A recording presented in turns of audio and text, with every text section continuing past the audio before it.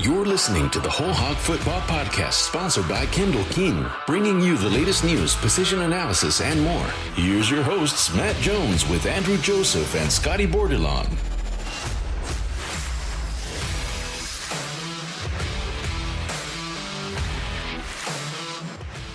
Arkansas survived the scare Saturday night from Bobby Petrino and the Missouri State Bears. The Razorbacks having to come back from deficits of 17 points in the first half and 10 points in the fourth quarter to beat Missouri State 38-27 at Reynolds Razorback Stadium. Now Arkansas goes back to SEC play. They're in Arlington this week for the annual game against Texas A&M at AT&T Stadium. That game will kick off at 6 o'clock on Saturday night. Recapping the Missouri State game today with Scotty Bordelon and Andrew Joseph of Whole Hog Sports. I'm Matt Jones. And it seemed to me like Arkansas outplayed Missouri State at almost every level on Saturday night, with the exception of turnovers. And, we talked about this a lot before. It's hard to beat a team when you commit a lot of turnovers. And then it's even harder when you're not forcing turnovers. And that was the case for Arkansas on Saturday. The Razorbacks commit 3 turnovers, including one on the goal line when they're about to tie the game in the first quarter. They didn't force any turnovers by Missouri State. And Scotty, I think that's really the difference in the game, and that's why it was even a competitive game in the fourth quarter. I mean, you think about if Rocket Sanders scores on that touchdown at the goal line and Missouri State doesn't take the ensuing drive back for a field goal, that's a 10-point swing. And maybe you're talking about a 20-something point win versus an 11-point win, and then all of a sudden it feels a lot different. Just the feeling that you have about the way that game went down. Yeah, no doubt about it. And I know we were talking on the pregame podcast, and Tom mentioned that Arkansas has kind of established who it is through the first 2 games, and that was a team that didn't turn the ball over, was going to get after the quarterback and run the ball really effectively. And Arkansas did 2 of those 3 things really well against Missouri State, but it's one of those deals that, even if your defense doesn't, kind of pick up the slack for your offense when they, make a couple of miscues, which are going to happen, they can make a huge difference in a ball game. And I think I was really surprised at Arkansas's turnovers the other night, just I guess more so who they came from, because KJ, I think he may have had his first career 2 turnover game against Missouri State. Like, KJ is just not a guy that puts the ball in harm's way, more than once in a game. That's just not who he's been throughout his career, especially as a starter. And then Rocket has been, one of the more, ball secure running backs that Arkansas has had in a good while. He fumbled at Ole Miss last year, and that was kind of a pivotal play in that game. But I think this might have been his first one since then. I could be missing one, but the turnovers can bite you. And Arkansas for a while wasn't playing really good complementary football, and that's what Sam Pittman commended his guys for. I think after the first 2 weeks that they were playing really well on both sides and helping each other out and being really complimentary of one another. On offense and defense, and that wasn't the case the other night, and things got pretty hairy to the point that I was wondering, when Arkansas was down 10 in the fourth quarter, like, if Arkansas loses this game, how is Sam going to react to it? I think everybody on the beat would say that they enjoy covering Sam, but I was curious, like, if that game had gone sideways, if he was going to, maybe go into the next few weeks, which are undoubtedly Arkansas's toughest on its schedule, with a little bit of an edge. And that's kind of like he coaches with an edge, but his personality is not edgy, if that makes sense. And I was wondering if that was going to cross over, but his playmakers were in the end, they were too good. And I think the transfer portal has been really good to Arkansas this year. They've got a lot of guys that are standing out on both sides of the ball that have been coming from other schools and making an immediate impact. Yeah, he's had some bad losses. They lost by 49 to Alabama in 2020. They lost by 37 to Georgia last year in Athens. Those were national championship teams, but he hasn't had that loss that you didn't expect. Like maybe the margin of victory for the other team was surprising, but I don't think it was surprising even when Auburn came into Fayetteville last year and beat Arkansas, because it was still an Auburn team that was competitive. I mean, they took Alabama to 4 overtimes. last year. So I don't know that the fact that Auburn beat Arkansas last year was a surprise. Maybe the margin was a little bit, 15 points. To your point about KJ, I kind of chalk up that interception that he had in the second half the other night. Uh, don't I think it's hard to fault him because For it went off sure. the For hands sure. of Trey Knox. It almost reminds me, Scotty, of that interception. He had 4 interceptions last year, and one of them was on a Hail Mary at the end of the half against Ole Miss. You're just throwing it up, and then it's really not. I don't know. That one doesn't feel like it's on the quarterback, and didn't quite feel like the one the other night was on him either. No, I 100% agree with that. I think there's got to be a, a statistical category created by the NCAA, or I can become the head of that. Just an interception that first hit a receiver in his hands. I think that Yeah. we gotta figure out a way to come up with an acronym for that or something. But KJ did not deserve a pick on that, and it's kind of unfortunate that we're like, yeah, he turned the ball over for multiple times for the first time in his career when he just kind of did his job on the throw that he got picked off on. It's pretty unfortunate for him. We can call it an NFI, a not your fault, no fault interception. I don't know, something like that. But Yeah, we'll workshop it. yeah, we can work on that. The thing that really stood out to me the other night is that Arkansas had a response every time that Missouri State got up, by double digits. They got up by 17, and then Arkansas answers with an 8-play, 75-yard drive that lasted 2 minutes. Rocket Sanders had a big carry on first down, gave him some momentum. They got within 17-7. They get the ball back. They're driving. They have an inexplicable fourth down play call where they run a draw on 4th and 9. I don't think Sam Pittman was happy about it, even though in his post game press conference he was pretty diplomatic. In the halftime interview that I listened to on the Razorback Sports Network, he listed that among about 3 or 4 other things that he was not happy about in the first half. And I was watching him after that play, and he turned around and said something to Kendall Briles, the offensive coordinator. Didn't look pleased with the play call, and what we don't know is, did Briles call that play? Did KJ check to something because he thought he saw something on the field? We don't know because there wasn't a whole lot of transparency about it whenever Pittman was asked about it after the game. And then, but they come back after that missed fourth down, and they get another touchdown drive, and it's 17-14. I think it was a 2-play drive. Missouri State goes back up by 10 in the fourth quarter, and 2 plays later, Rocket Sanders is running down the field, and you get a 3 and out with a couple of sacks and the punt return, and boom, they're in the lead. And it was like a couple of haymakers that they threw at Missouri State.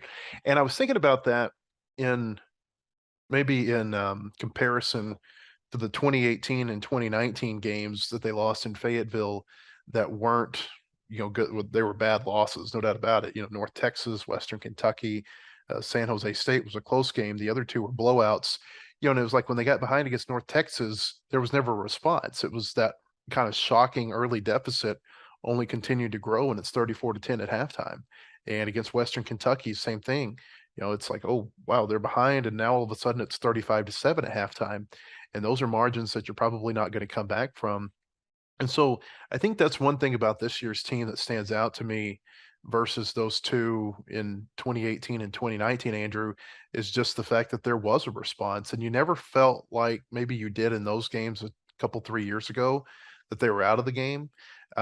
You always, or at least I did, I felt like they were going to make a comeback throughout the game against Missouri State. I guess I felt a little unsure of that when Missouri State went up 10, but then all of a sudden Rocket Sanders hits that big play up the middle, and then there's 11 minutes left, and I think they're going to come back again. It's the response that stood out to me. Yeah, absolutely. And I think the drive charts pretty much tell the tale of the story. Arkansas had a punt or a turnover on each of their first 4 drives, and then Missouri State scored on 3 of their 5 first drives. So Arkansas's offense really was stopped by the turnovers that they were kind of gifted the turnovers to Missouri State rather than Missouri State taking them away, I thought. But I think when you have an FCS team come into an SEC environment, I think they were going to feel uneasy. But then when you let Missouri State get ahead and start playing, I think that builds that confidence that, we actually can play with these guys. And from there, Arkansas was trying to play catch up. Arkansas felt the weight of that in the fourth quarter. And I thought we saw Arkansas play with a little bit of desperation at times that we haven't seen this season. You mentioned that going forward on 4th and 9, that's not really a down and distance that you would expect Sam Pittman to go for it unless frankly he was desperate to convert it, and obviously the play call was a bit head scratching. They didn't get it, and I thought you saw some tensions boil over on the sideline. Warren Thompson was very unhappy after Arkansas came off the field. I think on a 4th down that KJ wanted to go for, and Sam Pittman elected to send the punt team out there, and so I think they felt the weight of that early in the fourth quarter, but then obviously once they had the Rocket Sanders score, the Bryce Stevens touchdown, and you mentioned the resiliency to come back and win is something I don't think that this team maybe had under previous staffs, but they look to have it under Sam Pittman. I just think Arkansas's players are so much significantly better than they were like 3 years ago. You know what I'm saying? Like Arkansas didn't have much bite to it. Like they had, they under Chad, they would bring in some quarterbacks that were, had put up some pretty good numbers at previous schools, and just kind of relied on, I'm not sure what I'm trying to say here, but it's just like the belief, like Andrew mentioned, is different. The caliber of player that's on Arkansas's sideline now and in their backfield and at receiver, at quarterback, it's all over the place. It's completely different. And I don't mean to just completely brush over the defense. Like on the defensive side, at some key positions, Arkansas is struggling a little bit with depth, but at other spots, they've got guys now that, just about any team in the conference would take any day of the week. And I think that makes a huge difference. And, we keep going back to what Sam said at the HI Sports Club, right before the season started, about learning a huge lesson in the Auburn game last year. It turned out to be a 15-point loss because, Sam said that he pressed in some pretty key situations. I think him punting at a time when I think a lot of coaches would have felt that pressure, maybe more from the crowd than anything, like not even the game clock and the scoreboard, but just from the crowd, because, everybody in the crowd always wants to go for it on 4th down, sends the punt team out there. He trusts his guys, because he's got a bunch of guys. Like it's not the rosters from the Chad Morris era anymore, where you're wondering if guys can make plays. You're just waiting on them now to like go out and just do it. And you know that they can, instead of just hoping that they can and hoping that they do it. This is just a belief top to bottom and with the roster. And it starts with KJ. Like he threw for an easy 385 the other night. Didn't look like, he had some errant throws mixed in, I think those 31 attempts, but I mean, when he had time to set his feet and make throws, which was most of the night, put the ball on the money, and he doubled his passing yards for the season pretty effortlessly. Just completely different than the last couple of years. I think just by looking at Arkansas's personnel, that's what told me that, I thought for a little bit Arkansas might lose the game, but then you just look at guys like Rocket, who can take the ball to the house anytime he touches it. And then you got guys at receiver who are capable of big plays, and pass rushers that can get after the quarterback essentially whenever they want. That right there makes Arkansas different. I think the word that stands out to me, or maybe the phrase, is buy-in. They've had a lot of transfers on their roster for the last 5 years or so, but it feels like the buy-in from the transfers who have come in under Pittman is different than the buy-in of the transfers who came in under Morris. I don't know how to explain it other than just it's a feeling that you get when you're watching these guys work together and play together. And, it would have been a bad loss had they lost to Missouri State.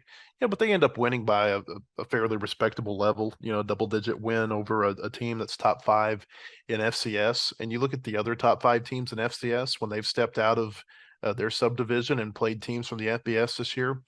North Dakota State on Saturday night went to Arizona, lost that game 31-28. And then in week 1, South Dakota State stepped out, went to Iowa, and lost 7-3 on a field goal and 2 safeties. And so I know Arkansas is expected to be a lot better than Iowa or Arizona, but I do think it speaks to the fact that these FCS teams, these top flight FCS teams, it's not what FCS football was maybe 10 years ago, 15 years ago, when you just expect an FBS team to roll any FCS team that rolls out there. It's different. You know, there are tiers to the FCS, and I think a lot of times we're guilty of just saying, "Oh, that's the FCS team on the schedule, and that's going to be a guaranteed win where you get your guys in the second half, and you know you get all your starters some rest." There are tiers to the FCS. Missouri State is not UAPB. This isn't last October when they essentially had a mercy rule at War Memorial Stadium and played 2 12-minute quarters. It's a much more talented team. They've gone out. They've got 13 transfers on their team who came in from the FBS. They've got 40 something or 13 transfers from Power 5 conferences. I'm sorry, more than that from the FBS. Tons of transfers. They've got an NFL head coach pulling the strings, by the way. I mean, let's not forget, the Petrino element to that team. And Petrino, wherever he goes, he gets a team turned around and he makes them competitive. And, I looked through this the other day, just almost every team that he has had, whether it be Louisville in the first time or the second time, or when he was at Arkansas, when he was at Western Kentucky, his very first game was Mark Stoops' first game at Kentucky, and they won in Lexington. Last year, Missouri State went to Stillwater. He is continually taking teams that really have no business being in games, and they're either winning or they're making a team sweat it out. And I just think, Scotty, this is not your typical FCS team. And I think Arkansas, they got the win. That's all that really matters. I think they can look back 2 or 3 weeks from now and they can thank Bobby Petrino for giving them some game film, things that, they're going to be able to learn from, and also just the overall experience of being able to come back from a big deficit. It doesn't matter who you do that against. Having that experience of doing that, I think, can help you later down the road. Yeah, there's no doubt about that either. And I don't think there's any question that that Bobby spent quite a bit of time in the offseason trying to scheme as best he could for Arkansas. And it probably helped, the work that he did in the offseason probably looked even better, after he found out that, Jalen Catalon and Miles Slusher weren't going to be a part of Arkansas's defensive game plan anymore. So that probably, that opened things up for him and his offense. Is just, yeah, he's just an offensive mastermind. He gamed Arkansas's secondary so well. And it was super interesting on Monday to hear Sam Pittman talk about his secondary. There's a good chance that Arkansas is going to get Miles Slusher back this week from an undisclosed injury. But that's a pretty big deal for Arkansas. But Sam was like, we've got to get our 5 best guys on the field in the secondary, or 6 guys, however many you end up playing, depending on what defensive front you run out there. But Bobby knew where to go with the football. Like he knew, him and Jason Shelley just absolutely knew where to go with the ball, where they could, pick Arkansas apart in the secondary. And they looked Simeon Blair's way quite a bit. Didn't look Dwight McLaughlin's way. They went Malik Chavis's way 4 times, and they completed 1 pass against Malik Chavis. And it was a lot of going at guys like Simeon Blair, who's a captain in that secondary, but if you really look at it, hasn't made just a whole lot of plays in his career.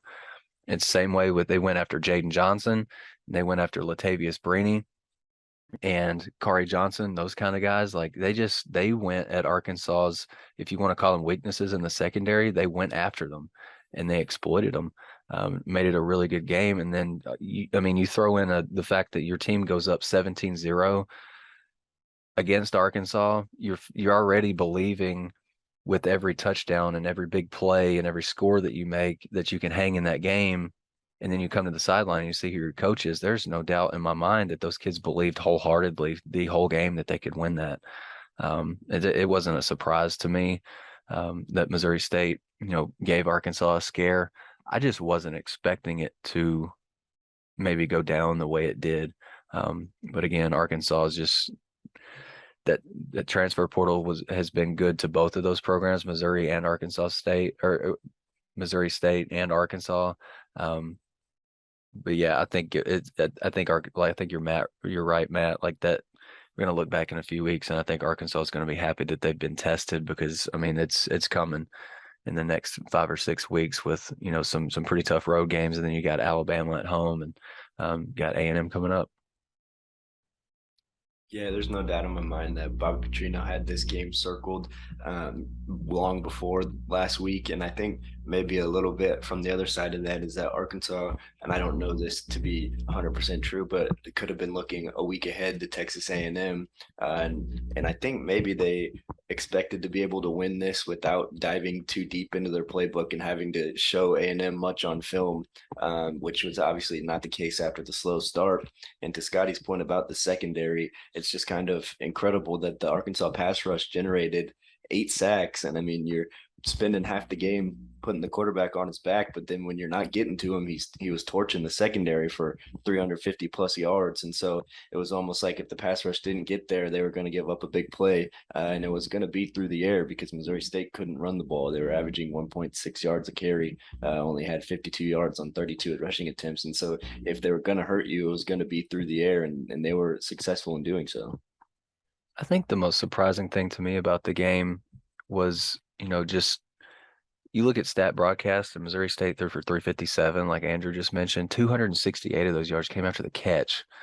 Like that's a disaster if you're, Barry Odom, the cornerbacks coach, and Dominic Bowman. And I mean, Sam was just flat out frustrated with it. I mean, there's like 4 or 5 guys on Missouri State's roster that had at least 30 yards after the catch.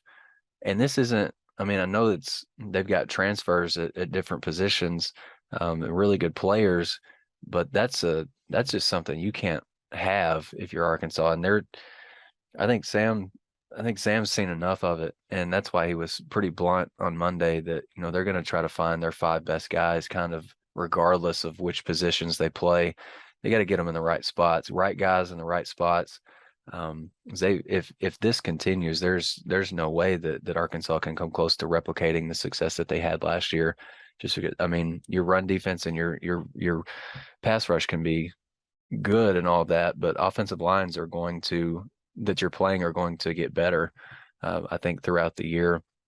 And you can't just count on your offense to score on every possession. Your defense has got to come up with some kind of takeaways and stops and just be a little bit, actually a lot better in terms of just open field tackling and actually covering people who have a chance to catch passes. That has got to improve drastically.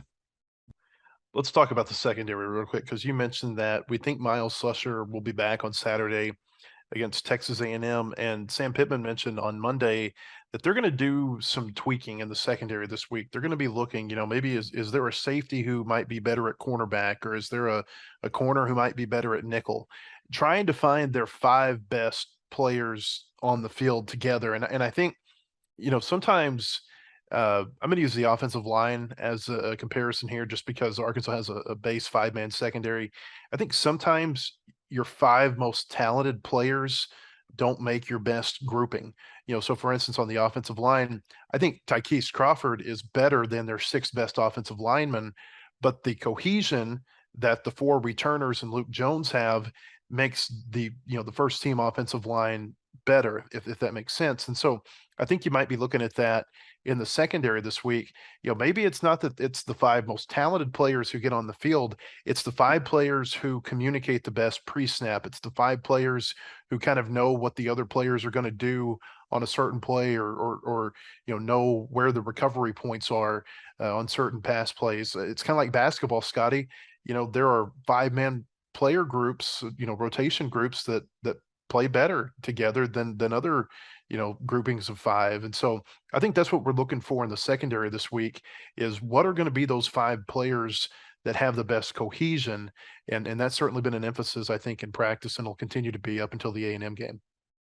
Yeah, something that struck me too that Sam said was that, he thinks Malik Chavis, a kid from Rising, long, lanky, can really run, got great catch-up speed. Chavis. Yeah, Chavis. We learned to say it right. Malik Chavis. Yeah. If he plays more like Sam is hoping for, everybody will know how to say his last name correctly by next week. He's a guy that needs to be on the field. And I mentioned, I think earlier, that he allowed 1 reception for 13 yards on 4 targets the other night. And that first reception, or that only reception against him, came on Missouri State's first drive. And Chavis played 70 snaps, 56 in pass in pass coverage last week. That's pretty dadgum good. I know he only had one tackle, but it was really it was a result of lack of opportunity because Missouri State was going to Simeon Blair. They were going at Kari Johnson. They were going at Jaden Johnson. I think Arkansas's got to take a really hard look at Simeon Blair this week. You look at his Pro Football Focus numbers, his overall defense grade is last among safeties at 44.2, and his coverage grade is 41.2, whereas Latavius Brini is 62.8 overall and 61.5 in coverage. That is a gulf in terms of what a player is providing on the field. And I know that Sim is a captain, but I just think Arkansas is at a point, especially where it is in its schedule right now, where it cannot mess around. And you're just going to have to potentially count on the other guys on the field to communicate at a level that Sim is really good at. He's really good at communicating.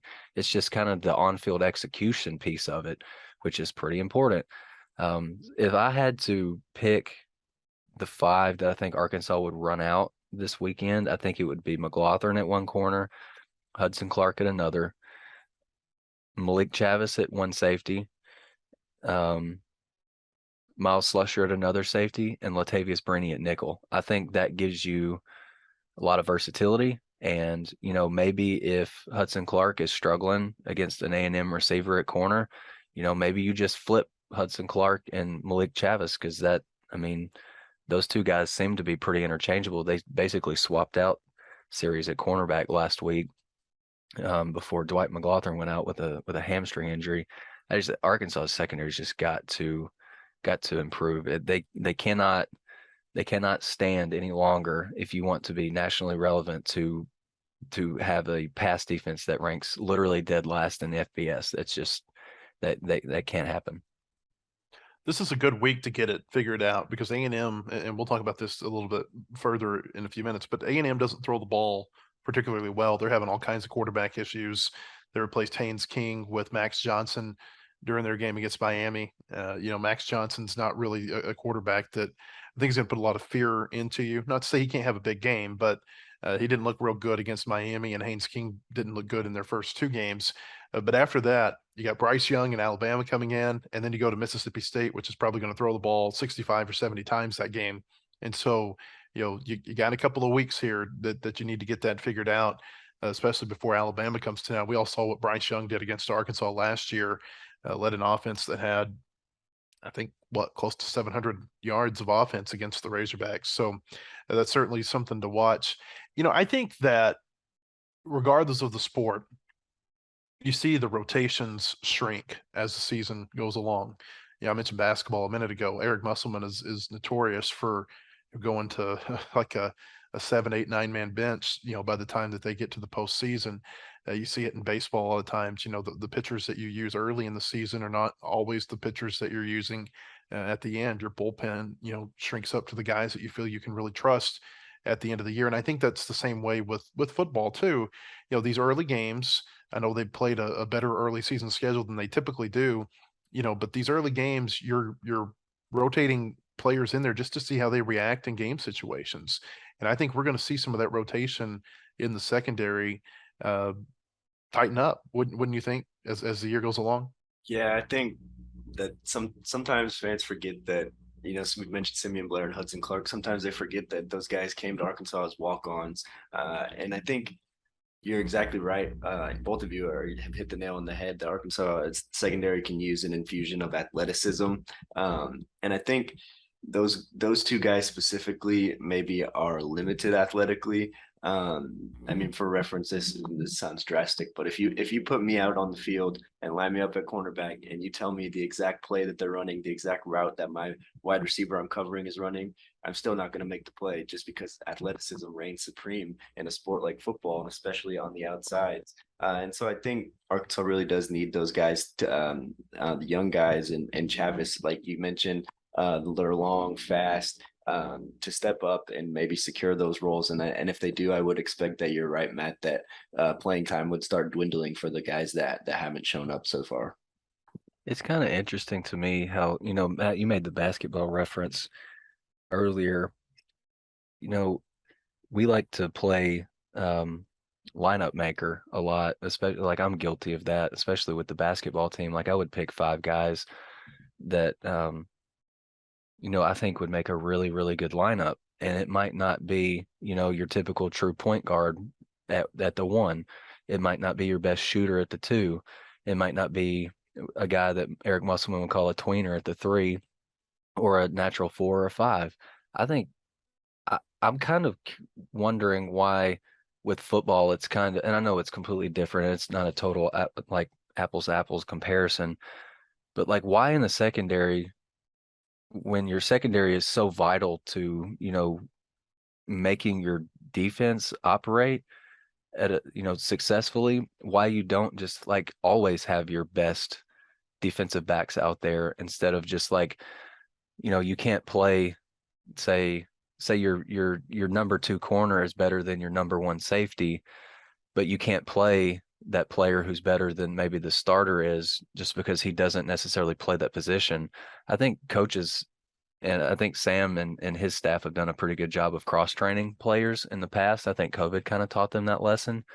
I just think that coaches have got to get to a point where they're just like getting their best players on the field and letting their talent and their athleticism and their football IQ and their instincts take over, and not necessarily like, I think, Dwight McGlothern, if Arkansas figures out that Malik Chavis and Hudson Clark are their top 2 corners, does that mean that Dwight McGlothern's not going to play when he might be your best defensive back in general? Is he just not going to play, or would you put him at nickel or safety? I think that's things that this Arkansas staff's got to figure out. Like, you just got to get your best players on the field, because I don't necessarily think you've been doing that in the past. And your numbers are a pretty good indication that they're not on the field. Those best players aren't. So you're gonna be interested to see what happens with Arkansas secondary this weekend at A&M. Matt, like you mentioned, they've been struggling the last couple of games trying to find an answer at quarterback. I think they've got like something like 118.5 passing yards per game the last 2 weeks and completing like less than 60% of passes. So it's been a struggle. So we'll see if Arkansas's defense can kind of keep the Aggies down that way. The Whole Hog Football Podcast is sponsored by Kendall King Design, Display, Signage, KendallKing.com. That's KendallKing.com. Kendall King Group family of companies plays to win, just like our hogs. We know how demanding retail marketing is today. From digital omni-channel creative services through in-store signing and displays, and finally to social influence, we've got you covered. Our KKG Inc. family of companies, Kendall King, Shopcart Creative, and Soapbox Influence are winning with multiple retailers and brands. We play to win, and we'll be a winning partner for all your retail marketing service needs. Go Hogs! WholeHogSports.com has the largest, most experienced staff of reporters covering sports in Arkansas. Football, basketball, baseball, recruiting, and more. You'll find it at WholeHogSports.com. The website includes up-to-minute news, daily commentaries, and award-winning photography from the staffs of Hogs Illustrated and the Democrat Gazette. For subscriptions, call 1-800-757-6277. That's 1-800-757-6277. Or visit us online today. WholeHogSports.com. Want more coverage of your home team? Download the Whole Hog Sports Video on Demand app. Check out the Fan Zone and get up-to-the-minute videos, podcasts, and features on football, basketball, baseball, recruiting, and more. Search for Whole Hog Sports on Apple TV, Roku, and Amazon Fire at home. And take it with you on the go by downloading it for your mobile device in your app store. The Whole Hog Sports Video on Demand app. Get it today. Welcome back to the Whole Hog Football Podcast. If you're in Fayetteville, we hope you'll join us at the Hogs Illustrated Sports Club on Wednesday. Maria Fossey, the professional golfer, will be there to answer questions and talk about her career. Maria is coming off a pretty good weekend a couple of weeks ago, a third-place finish. She's actually had 2 third-place finishes in her last 5 LPGA starts, and she's in Northwest Arkansas this week for the Walmart Northwest Arkansas Championship at Pinnacle Country Club in Rogers. That will begin on Friday afternoon. Maria Fossey at the Hogs Illustrated Sports Club. That's at the Hilton Garden Inn off of Weddington Drive in Fayetteville. If you want more information on that, go to nwadealpiggy.com. Maria Fossey this week, Ben Cleveland, the former Razorback tight end who caught the pass that gave Arkansas its last win over Alabama, will be at the Sports Club next week to talk about his career and probably quite a bit about that game and that particular play. Arkansas plays A&M on Saturday night. It's an ESPN game. Joe Tessitore, Greg McElroy, Katie George will be on the call. It's a 6 o'clock kickoff from AT&T Stadium. And this is a game, Scotty, that you and I have gone to a lot. And I think it kind of flies under the radar of really cool sporting events that we get to see. Maybe it's because we've done it so much, but it's to me, it's a little bittersweet. And I understand why Arkansas and A&M, their game is coming to an end in Arlington, but it's a little bittersweet to me because I think it's a really neat environment. It's like a bowl game in the middle of the year. And, you go there and a lot of people will assume because it's in Arlington, it's an A&M home game. That's far from the truth. It's a 50-50 ticket split. And honestly, it's typically about a 50-50 split in terms of people who show up at the game. Neither side is selling all of their tickets. The tickets are real expensive. I think, there are a lot of people who, probably wanted to go there one time and experience it, and they're not going to do that because, they want to save their money for a bowl trip or whatever else, maybe there's a cool trip like BYU this year that they would rather take than go to Arlington. But for the people who go there every year, it's a real neat environment. It's a true neutral setting. And I kind of hate to see it go because you see some other teams that are in the conferences like Texas OU, like Florida, Georgia, who played these neutral setting games every year. And both sides have embraced it. And it's become, a deal that I think everybody looks forward to. With this one, it's always felt like after Bill Byrne left as A&M's athletic director, there's never really been a full-throated support on the other side, maybe quite like there has been at Arkansas. And then, since Hunter Yurachek has come in and they've renovated Razorback Stadium, now Arkansas is kind of in that same mindset. They want to get games out of Arlington and back on campus to where they can have, big-time ticket draws in their home stadium. Yeah, I think the way you described it as a bowl game early in the year is a really good way to put it. It's super unique, I think, to me. I've always enjoyed going down there, even during the Chad Morris years. It was not always, Arkansas wasn't always fielding a really good team at that time, but it seems like with some outliers. There are some outliers in this series, obviously the last 10 or 12 years, but the games are typically really competitive. And I'm not sure how that is. Like even some of, one of Chad's worst teams, like took like a ranked A&M team down to the wire. It's just, you put those two teams put the two programs on a neutral setting. Fans on both sides are going crazy anytime anything positive happens for their team. And I think the same is probably true on the A&M side, but especially for Arkansas, I think fans leave that Arkansas A&M game knowing a lot about their team and maybe the trajectory of the season, if that makes sense. So like Arkansas last year finally broke the losing streak they had against A&M in the series and moved to 4-0. Less than 24 hours later, they're number 8 in the country.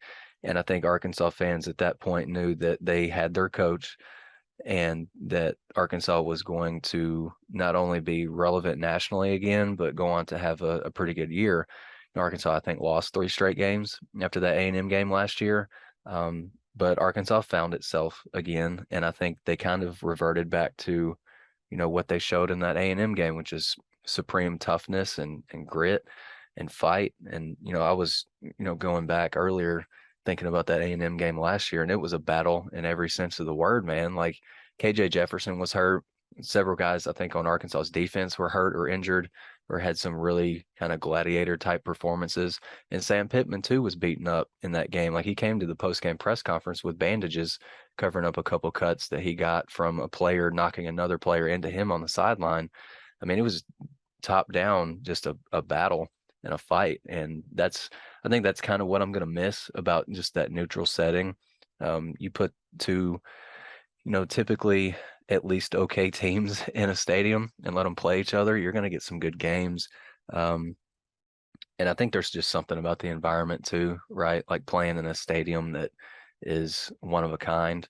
I think that's really cool too. I'm gonna miss the pregame meals, man, and that the view from up top is pretty neat. But I think once these games get back to campus, they're still going to be really good. But they're not going to feel exactly the same.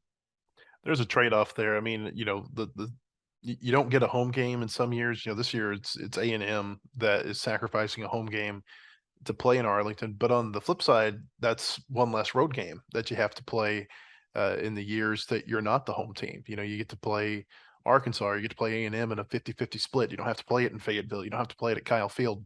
And so, there is some trade-off there. And again, Arkansas and A&M, they're going to be playing in Arlington through 2024. So there's at least 3 more games left in the series. But all indications are from the ADs on both sides that they want this thing to move back to the campuses. And I think it begs the question, after that point, what does Arkansas's presence in Arlington become? Because the Jones family would love to continue to have Arkansas down there. I think that there will probably still be some Arkansas games that are scheduled in Arlington. I don't know when. I don't know how. I think we've still got to see how this SEC schedule plays out. In terms of, are you going to have 4 non-conference games? Are you going to have 3 non-conference games every year? But it wouldn't surprise me to see Arkansas have a presence down there. It might be that you only play 1 game there every 5, 8, 10 years. But I don't think we've seen the end of Arkansas regular season games in Arlington. But I don't think we'll ever see, Andrew, Arkansas go back to playing down there every single year like we've seen for most of the last 13 or 14. Yeah, my experience with the Southwest Classic actually comes as a student. As a student, I went down there in 2019, and it was a close game. Arkansas had the Ben Hicks, Nick Starkel quarterback duo going on, and Arkansas had a chance to win it in the fourth quarter. But then I think they came up short on a 4th down, and A&M kneeled out the clock. And I mean, even though they lost, it was still probably one of the better games that I had seen throughout my time as an Arkansas student, because I obviously went to school in not their peak year, so from 2017 to 2020. But it was really unique to see the stadium filled with half A&M fans, half Arkansas fans. And I do think that's kind of something that college football should want to keep, or want to even maybe expand on, just because it's such a unique thing that you don't see in pro sports. And I think it's just kind of a great thing for the college football environment. A&M opened this week as a 2.5-point favorite over Arkansas. And Scotty, Sam Pittman and his coaching staff have just got to be loving that, salivating at the opportunity to use that kind of us against the world, no respect type of line of thinking going into this A&M game. Because if you look at what they've done the first 3 weeks, I don't know how you could say that A&M is a better team than Arkansas is. Not to say that A&M can't win, but I mean, Arkansas has won its games. Granted, they've had some scares in there. A&M lost on its home field to Appalachian State. It was a little bit of a surprise to me to see that betting line open with A&M as a favorite. Yeah, I was too. I think for a few, like Sam and them have to be kind of, like you said, salivating for a couple reasons. Like they are actually an underdog, and so they don't have to like manufacture that at all. Of course, the money can move mountains and lines, and so I wouldn't be surprised to see Arkansas maybe a slight favorite by the time kickoff comes around. But I think Arkansas's got to be pretty excited to play this A&M team too, just because the team that has already beaten A&M this year is kind of Arkansas light. I think Appalachian State and Arkansas want to do similar things.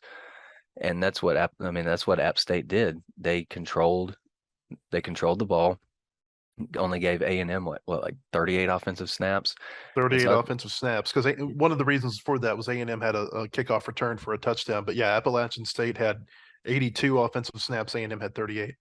Yeah, I mean, they just want to do similar things to Arkansas. They want to run the ball right at you, test your manhood, your toughness, over and over again. And I think Arkansas is really excited, especially that offensive line. Can you imagine how they're feeling right now after Arkansas still ran for a good number of yards last week. I think it was over 200. but I don't think you would classify that as a positive game for the offensive line in terms of the run game. I think they want to make amends for last week. And I mean, because you look at almost any of the carries that Rocket Sanders or KJ had last week, between the tackles, it was going for 2-3 yards sometimes. I think they really want to make up for that. And I think that, they're going to watch a lot of tape of that App State game just to see, where App State had some success. And if App State had some success, I think Arkansas can definitely do some similar things there. So, yeah, I'm not exactly sure how Arkansas is an underdog this week, especially when you just switched from a quarterback at A&M who can be dynamic, I think, in time, to a more game manager type. He probably gives you a better chance to win right now. Max Johnson does, but I think Arkansas's secondary is less likely to get torched again with Max Johnson as opposed to, if Haynes King was back there. Sorry.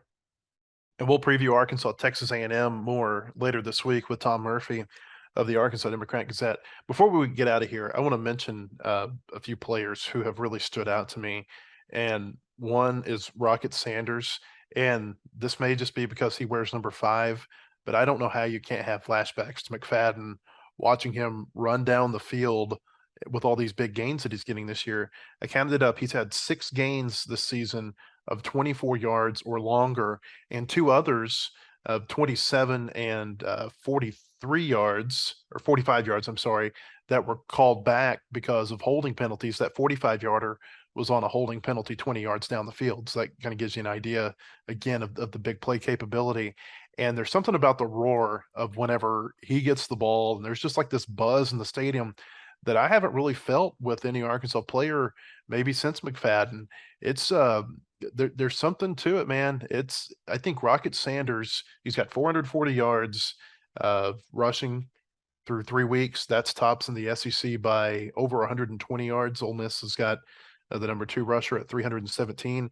This is a big time running back that Arkansas has right now, Scotty. And you and I were talking the other day, and you said it's probably a good thing that sophomores aren't NFL draft eligible, because he would be making a case to be a draft guy next year if he had the opportunity to go. I think this is a big time running back that maybe we haven't seen since McFadden, certainly since Alex Collins about 7-8 years ago.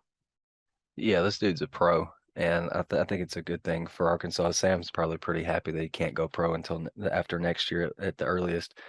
I think Sam would probably tell you that Rocket would tell you that he's got some things about his game that he needs to clean up to become a much better player. The kid's already a stud. Like, he is special.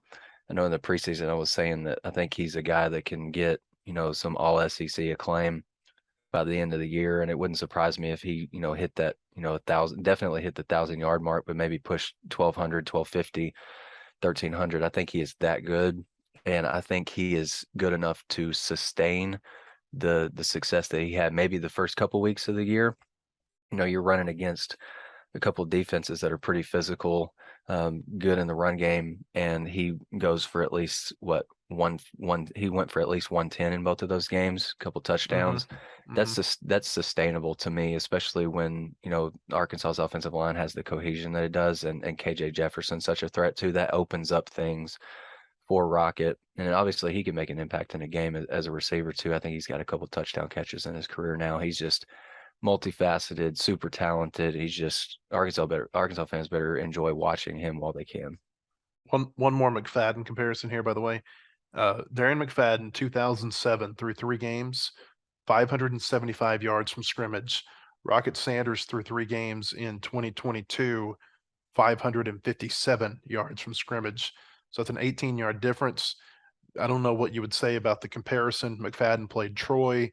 He played Alabama in Nick Saban's first year, certainly not the Alabama that we've become accustomed to seeing.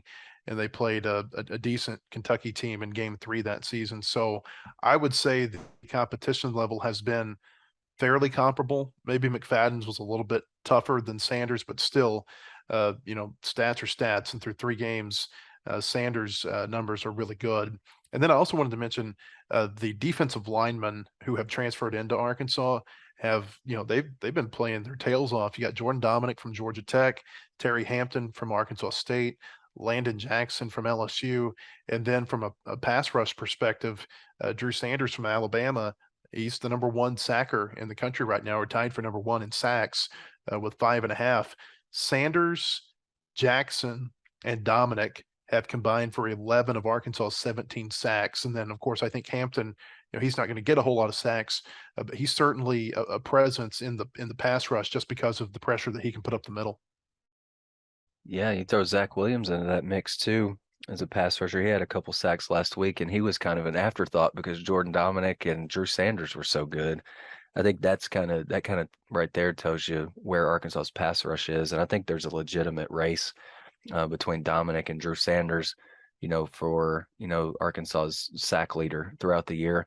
I would imagine that Drew is going to maybe pull away with that over time, just because he plays significantly more snaps than Jordan Dominic has, and maybe will in the coming weeks. But if Jordan Dominic keeps playing the way that he is, his reps, we're talking about getting the best players on the field for a lot of your snaps. Jordan Dominic right now is one of Arkansas's, if not their best defensive end right now. I think he's a guy, along with, some guys in the secondary, they deserve some more snaps in the next couple of weeks.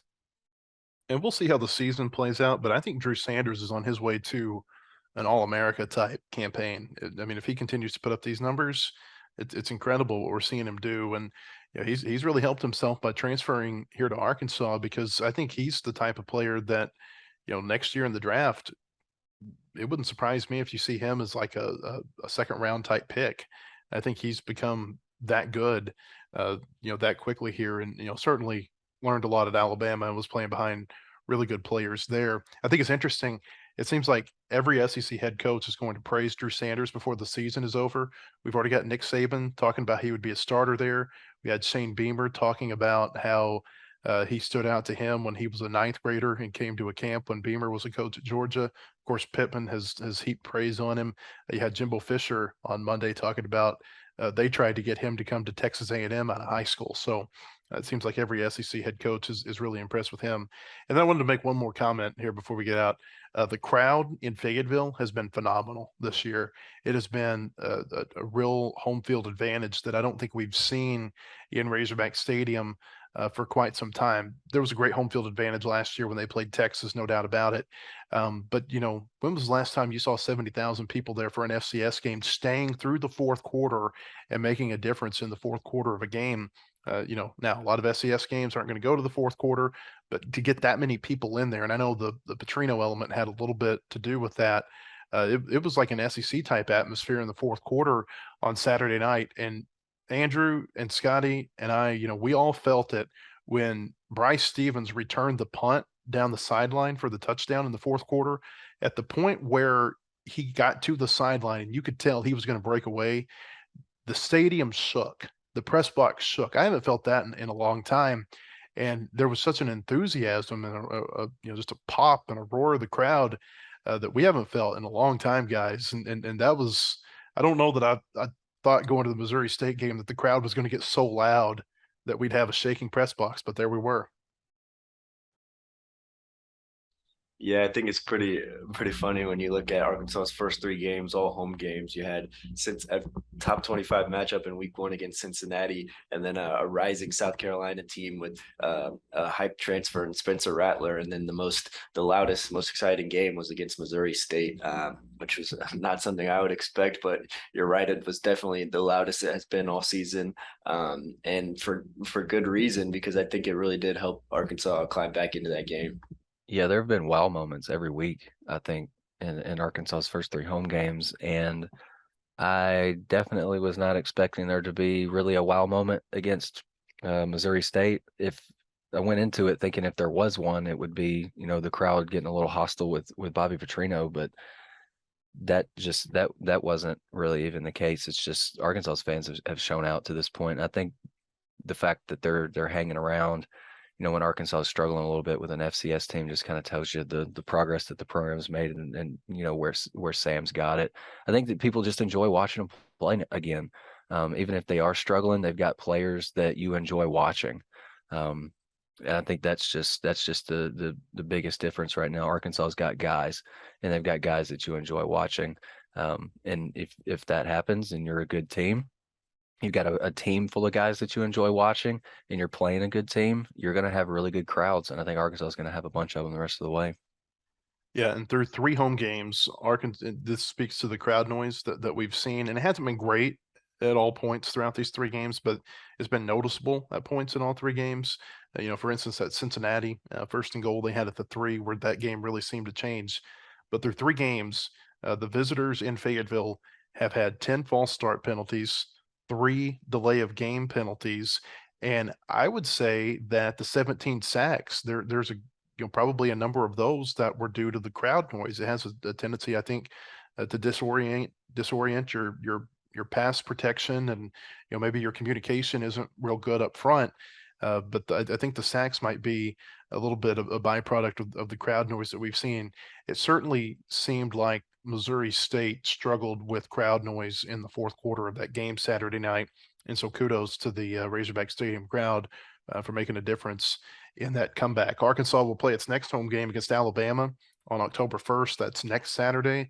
And it was announced on Monday that game is going to be a CBS game, a 2:30 kickoff against the Crimson Tide on October 1st. That could be a really big game if the Razorbacks beat A&M on Saturday. Again, Arkansas and A&M, 6 o'clock.